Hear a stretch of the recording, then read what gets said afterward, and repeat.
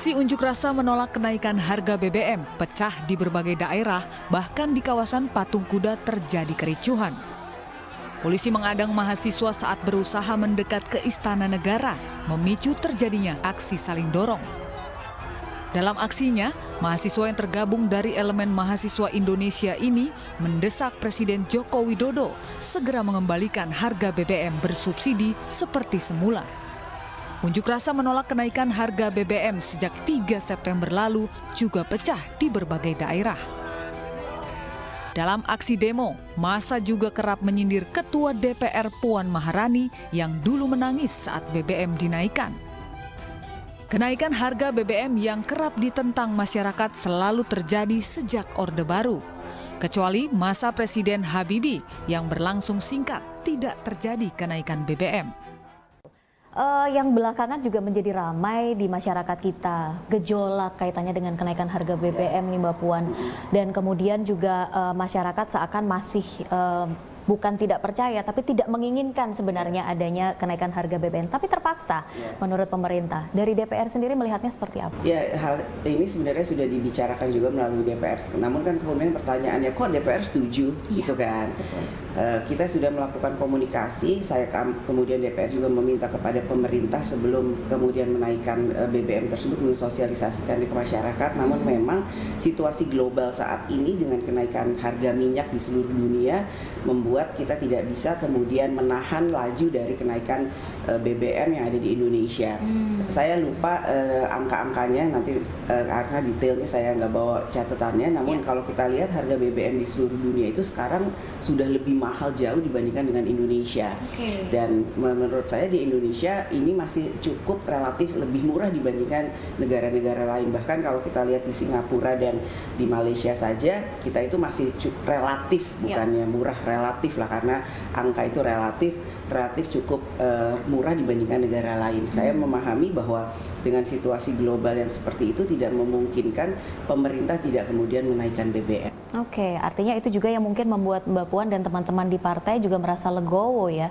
Kalau mungkin masyarakat masih merekam jejak pada masa lalu, mohon izin kalau saya flashback sebentar di tahun 2008 yang sempat ada rasa sedih gitu dengan kenaikan BBM? Waktu itu saya belum jadi anggota DPR, saya baru jadi anggota DPR tahun 2009. Jadi kenaikan BBM pada periode era pemerintahan yang lalu itu terjadi 3 kali, tahun 2005, 2008, dan 2013.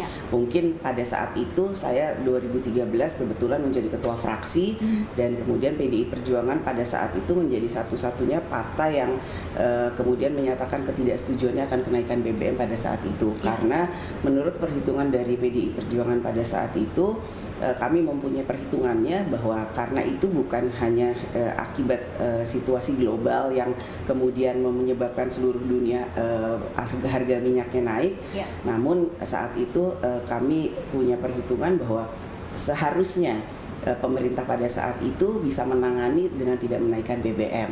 Nah, kemudian PDI Perjuangan atau saya lah pada saat itu menjadi salah satu orang yang ikut terlibat pada peristiwa tersebut, tidak setuju atau tidak menyetujui, karena memang sekarang situasinya itu berbeda. Setiap zaman itu pasti mempunyai perbedaan alasan dan perbedaan zaman dan situasi global yang kemudian membuat hal tersebut bisa terjadi atau tidak terjadi.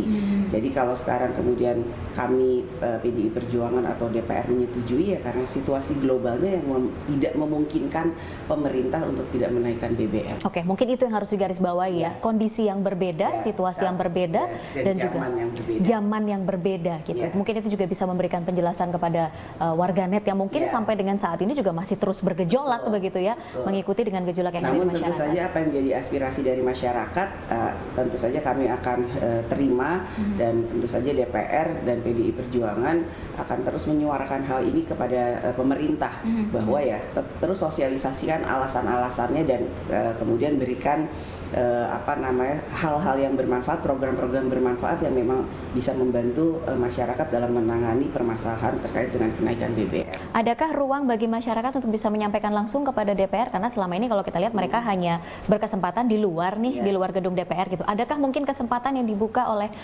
Mbak Puan sebagai Ketua DPR dan juga teman-teman di DPR lainnya? Sejak saya menjadi Ketua DPR, alhamdulillah saya selalu membuka ruang seluas-luasnya bagi masyarakat untuk menyampaikan aspirasinya ke dalam gedung DPR. Hanya tentu saja untuk menjadi tamu dari rumah orang lain, tentu saja saya meminta untuk kemudian kita bisa melakukannya secara santun dan melakukannya secara tertib sesuai dengan aturan dan mekanisme yang ada. Misalnya ya berkirim surat atau kemudian meminta izin dan lain-lain sebagainya. Kita membuka ruang itu seluas-luasnya dan itu sudah kami lakukan dalam pembahasan undang-undang yang penuh dinamika di masyarakat. Mereka boleh masuk, ikut dalam pembahasan, bukan di dalam ruang komisi, tapi ikut menonton melalui TV dan lain sebagainya. Baik, karena DPR adalah wakil rakyat, tentu saja ya untuk memberikan aspirasi bagi masyarakat dan juga seluruhnya begitu.